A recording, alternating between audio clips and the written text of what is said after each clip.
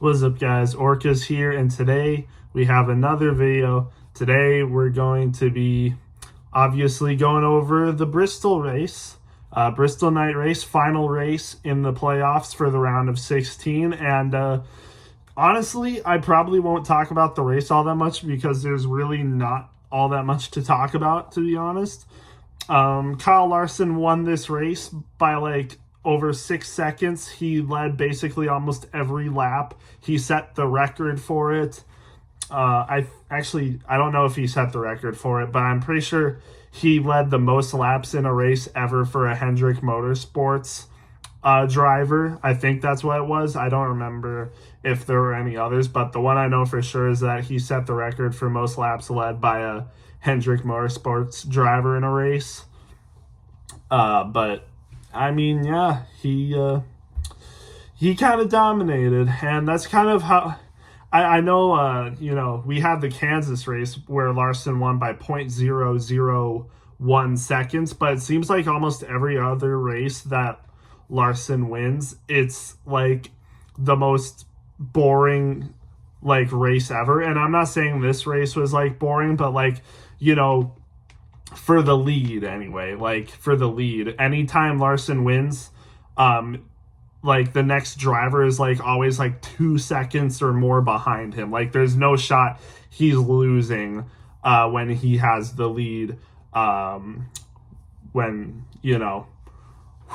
he's in that situation, there's no way he loses. He always just wins in dominating fashion that way. And honestly, a lot of people will complain about this race, but honestly, I think it's a low-key, a nice refresher. I mean, we got to see the entire race play out. Like, we had no cautions towards the end of the race. It was just green flag racing from the start of stage 3 all the way to the end. No cautions, nothing, to, disorganize it, I guess. It was just straight green flag racing from the start of stage 3 to the end. And Kyle Larson won it. No drama at the end, and that's that. So it was a pretty simple race. Like, Kyle Larson dominated, and there's really not much else to say. And yeah, it wasn't really that exciting. There were some moments that were exciting, like you had 3 wide racing, people racing side by side for multiple laps. That was kind of exciting. But this was nothing compared to the spring Bristol race. I think we can all agree on that. But it was refreshing to see a normal NASCAR race, I would say. Like, I would consider this a normal, average NASCAR race. Like, these last, like, a long string of races, it's been insane. Like, multiple overtimes. Starts with, like, 2 laps left, then you go into overtime. Just a ton of insane wrecks in a lot of these previous races. But Bristol really didn't have any of that. No, it was basically just normal racing the entire time. So you had a couple early cautions, Logano, Nemechek, and I can't remember if there was others. I think Corey LaJoie as well. But I think those were the only 3 cautions for cause, to be honest. And they were all like very spread out, and they all happened early in the race. So they were pretty forgettable, to be honest. And it was only 1 car wrecks as well. Like, all of those 3 were 3 separate cautions, and it was only one car wreck the entire time. So again, not really much to talk about. Had some antics, like Suarez getting mad at Eric Jones, and it was a lot of other things, like Ty Gibbs had that speeding penalty, kind of cost him. Truex obviously had that speeding penalty, cost him, and now we'll probably get to the playoff drivers. So who all advances? Well, Kyle Larson obviously won, so he's good. Joey Logano won the first race in the playoffs, so he's good. But even before the race ended, you had 3 people. Well, Larson was one of them that was already qualified even before he won the race. But Christopher Bell and Alex Bowman were able to advance before this race ended.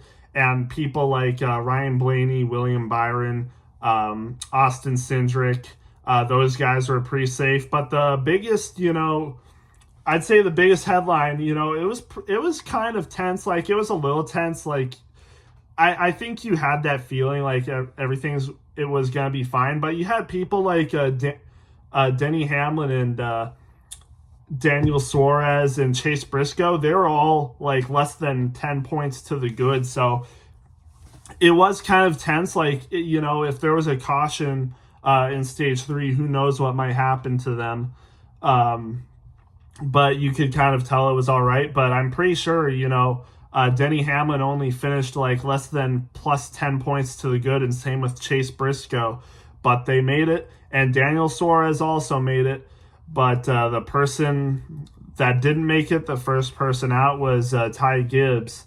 And it was interesting to see what happened to him, because Ty Gibbs was running in the top 10 the entire day, but then like right at the end, he just couldn't get past Daniel Suarez, who was he was 3 laps down, and Ty Gibbs just couldn't get past him. And then all of a sudden you had like a whole string of cars that just passed him, which was weird. I don't know what happened to his car, but it was just unfortunate. So Ty Gibbs, I mean, he was in a close battle with Suarez, and like if he got past him and got past a few other people in the top 10, he would have made the playoffs, but he just couldn't get past Suarez, and then other people passed him. I'm not really sure what happened there. Then the next person that was out of the playoffs was obviously Martin Truex, and it just sucks as a Truex fan. I'm not that upset, to be honest, but man, Truex had a top 5 car today, and just a stupid mistake on pit road, and then for some reason after that penalty, he just couldn't get past anyone, like legit anyone. Like AJ Allmendinger passed him, Justin Haley passed him, Austin Dillon passed him. Like, I don't know what happened there. And it was sad to see. It's almost like he gave up, but I'm not sure if he really did. I think, he might have, but I don't know. I feel like he would have had a chance to come back even after that pit road penalty, but he just didn't move at all. And in fact, he lost positions, like I said. Just sucks as a Truex fan. Like, I mean, this season was cursed. From the start of the playoffs last year to now, Truex was just cursed. I'm honestly not sure how he even made the playoffs this year, but he did. But ever since the playoffs last year, like I said, Truex has just been cursed. And honestly, I couldn't think of a better time to honestly retire from full-time NASCAR. Truex this was definitely a good time for him too, because nothing has been going his way at all. So hopefully when he's running a part-time schedule, I think he's going to be racing with 2311 cars. I'm not sure, maybe he'll have other cars or whatever, but hopefully, since he's not racing full-time next year, hopefully he can actually have some good luck happen for once for him. Maybe he can win the Daytona 500 next year. You never know.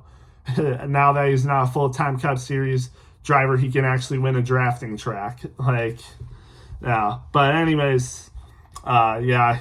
So Gibbs, Truex out in the round of 16. Brad Keselowski also on the round of 16, finished 26.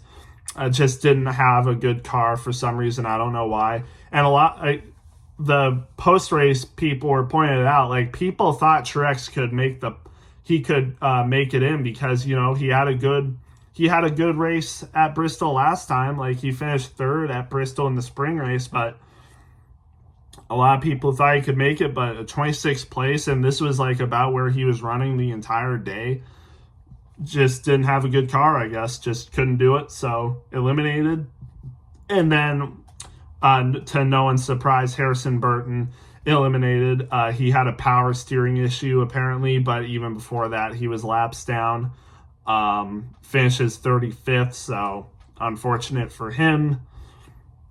Again, probably no one's surprised that he's eliminated the round of 16. So in terms of round of 16, I was 2 for 4 for eliminations. I predicted Truex to get eliminated, which I was right, and Burton to get eliminated, which I was right. But I also predicted Bowman and Cindric to get eliminated, and I couldn't be more wrong, because Bowman advanced into the round of 12 even before this race ended, and Austin Cindric obviously made the round of 12 with a ton of points to spare, and in fact ended up finishing 13th this race, which is pretty commendable for Austin Cindric. A lot of people ended up going laps down. I don't know who was the last person laps down. It might have been, I think it was Ty Gibbs, actually. It was either Ty Gibbs or Chris Buescher who was the last person that was one lap down, because Larson just passed everyone. But Cindric, I'm pretty sure, didn't finish a lap down and finished 13th. So, good race for him. Made it to the next round, and he's going to be sitting pretty good, honestly. I think he's sitting I think he's sitting 9th right now in the playoffs. So, not a bad spot. Austin Cindric, honestly, for consistency, Austin Cindric might have been the best driver in the round of 16. I mean, 10th place finish at Atlanta, 10th place finish at Watkins Glen, and now a 13th place finish at Bristol. I don't think there was anyone in the playoffs that was more consistent than Austin Cindric in the round of 16. So, honestly, commendable round for him. And honestly, I would say the clutchest performance in the playoffs would either go to Denny Hamlin or Chase Briscoe. Because Chase Briscoe, you got to remember, he finished second to last in Atlanta, finished 35th, I think, DNF'd. And then he got, a 6th place finish at Watkins Glen, and now an 8th place finish at Bristol. He clutched his way into the playoffs, and now he's going to be racing for now going to the round of 8. Let's see if he can do it. And honestly, I wouldn't count him out. I will say I had him getting eliminated in the round of 12. So this next round, where you have Kansas, Talladega, and Charlotte Roval, I had him getting eliminated. But honestly, I'm not so sure.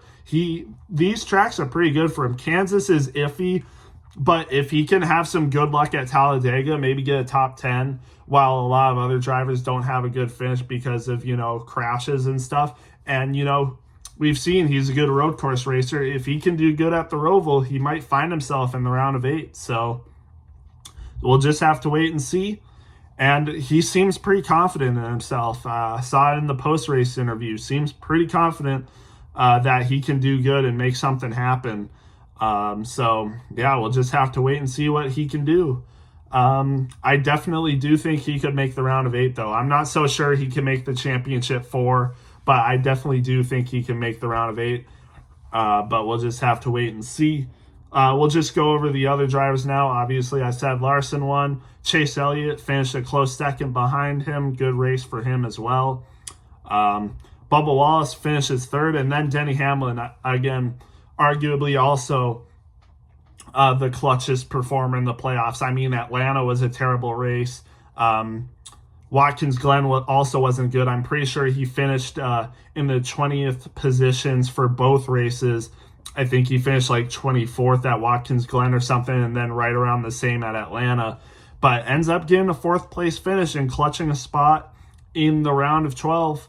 So, and I had Hamlin being a championship 4 driver, so he clutched it up. I think he still has the ability to make it to the championship 4. I think he's 6th. He's 6th for the round of 12 playoff points right now. So, half of the field, round of 8, we'll just have to wait and see. I mean, it's going to be rough, though. Kansas, I expect he can get a top 10 there, and then the Charlotte Roval should get a decent finish there, but you never know what can happen at Talladega. I mean, we saw what he did at Atlanta. That did not work, so maybe he'll switch it up, but switch up his strategy. I would hope so, but we'll just have to wait and see. Christopher Bell, also decent finish, 5th place. Ryan Blaney, 6th. And then, I forgot to mention Bubba Wallace, actually. 3rd place finish, pretty good for him. A lot of non-playoff drivers for the round of 16 making waves. I mean, obviously, we had the top 5 at Watkins Glen consisting of 0 playoff drivers. Obviously, Atlanta was Atlanta. But also, for a track like Bristol where you'd expect to see mostly veterans up top, again, Bubba Wallace Jr., 3rd place, really good for Bubba Wallace Jr., especially at Bristol. And then like I said, Ryan Blaney in 6th, and then immediately after him, Ryan Preece in 7th. Wow, good race for Ryan Preece. This is like, no one talked about Ryan Preece in 7th. I watched the entire broadcast and the entire post race, and no one mentioned Ryan Preece in 7th. That's a great finish for Ryan Preece, especially considering he's not confirmed to have a ride in the Cup Series next year. And then he even beat out his own teammate, Chase Briscoe, who finished 8th and clinched the playoff spot. Preece finished better than him. And Ryan Preece is widely considered to be the worst teammate on SHR, and yet he had the best finish out of any of them at Bristol, which is, notoriously not a track for newcomers. Like, newcomers in the sport typically aren't the greatest at Bristol, and yet he finished 7th. So, wow. Good race for Ryan Preece. I would thoroughly be very surprised if he doesn't have a ride in the top 3 series next year. I think he definitely deserves it. Heck, if Corey LaJoie can have a spot somewhere next year, I think Ryan Preece definitely deserves a spot somewhere as well. So yeah. And then Alex Bowman 9th. He had the qualifying pole, finishes 9th. Just didn't have a great car at the end, but still good enough, to be honest. 9th place, like I said, he locked himself into the playoffs, but into the round of 12 before this race even ended. And yeah, he's proven his doubters wrong. Obviously, you all know, there were the rumors that he might not be in the 48 car for very long. And I think he's proven everyone wrong. I think, maybe that lit a fire in him, to be honest, because before the playoffs, I wasn't so confident in Alex Bowman either, but he's really shut everyone up, me included in a way. So good race for him. And then Ross Chastain, another non-playoff driver, rounding out the top 10, gets 10th. McDowell in 11th, good race for McDowell. And then Noah Gragson, another SHR Ford, in 12th place. Really good race for Gregson. So you had Preece, Briscoe, and Gregson all in the top 15 and all around the 10th spot. So really good race for all 3 of them. And then you probably just have to forget about their 4th one, Josh Berry, 29th, with it, which is shocking because in the spring race, Josh Berry had a really good race. I think he was in the top 10 or top 15, and he was running in the top 10 a lot of that day. But a 29th place finished multiple laps down. Not sure what he was doing, but oh well. And then obviously I said I mentioned Austin Cindric 13th, great day. Buescher 14th, coming off after that Watkins Glen win, not a bad finish. Ty Gibbs in 15th, like I said. And I just don't know what happened. I'm pretty sure he was in 7th behind Ryan Blaney, and then he had that whole debacle with Suarez where he was side by side racing him for basically the rest for all of stage 3 almost, and then you had what, 7 or 8 drivers pass him and Suarez, and then finally towards the end he was able to pass Suarez. I just don't know what that was. Just weird. And then immediately after him, Zane Smith, 16th place finish. Not bad. Best finishing Spire car, so that's nice to see. William Byron, 17th. Don't know what happened to him, but he also fell back. He was running right around the top 10 spot and then fell back some positions. Not sure what happened, but nonetheless, he's still in the playoffs, still has a high seed. I'm pretty sure he's top 5 seed, so not bad. Hocevar had a top 10 qualifying finish, fell back to 18th, still not a terrible race though. Hemrick 19th, pretty good race for him, all things considered. Tyler Eck 20th, uncharacteristic for Tyler Eck. I would have expected him to be at least around the top 10, but he was nowhere near the top 10 for most of this race. There was a strategy call he did where he was able to get stage points, finished 4th in I think the first stage, but that was only because he stayed out when everyone else pitted after one of the cautions. But after that, he just ran right around the 20th spot the rest of the day. So, yeah, just weird. And then, you got some other people, Austin Dillon, Justin Haley, AJ Allmendinger finishing right ahead of Truex. And then after Truex, you got Kyle Busch. Just not a great day for Kyle Busch. Then you got Brad, Ricky Stenhouse, Joey Logano, He was one of the cautions early, had some damage, so that's why he finished 28th. Before that, though, he was racing pretty good, like right around top 10, so there's that. Josh Berry, I, again, just don't know what was wrong with him. 29th, Eric Jones 30th. Suarez 31st, but even with the 31st place, like I said, able to clutch up the last playoff spot. I think he was like plus 10 ahead of Gibbs when all was said and done. So, yeah, just he didn't have a great car for most of the day, but was able to clutch it out towards the end, hold off Ty Gibbs a lot, allowed a lot of other people to pass Ty Gibbs. So, yeah. Then you got Todd Gilliland, 32nd, Nemechek, 33rd, Josh Bilicki, 34th. I don't even know how they were letting him still race. I mean, his car was so slow. I mean, Harrison Burton almost passed Josh Bilicki in laps down, and Harrison Burton was off the track for like 70-something laps getting his power steering fixed, and yet he still almost finished more laps ahead than Josh Bilicki. So, just crazy stuff there. And then Kaz Gralla DNF'd early. Not sure what happened, but probably just never saw it. And then Corey LaJoie also DNF'd. He was also one of the cautions. And honestly, people will clown on Corey LaJoie all they want. He was running a good race before this, and I'm not sure what happened to him in the caution, but honestly, it looked like he might have been hit from behind, to be honest. Again, not sure, but it looked like he was hit from behind and wrecked. So I don't know if I'm going to blame that entire crash on Corey LaJoie, but again, like I said, he was running really good. He was a top 15 car until he wrecked. So I'm not going to put all that on LaJoie. I think LaJoie deserves a ride next season. I think he's gotten way too much unnecessary hate, to be honest. You know, NASCAR fans will be NASCAR fans.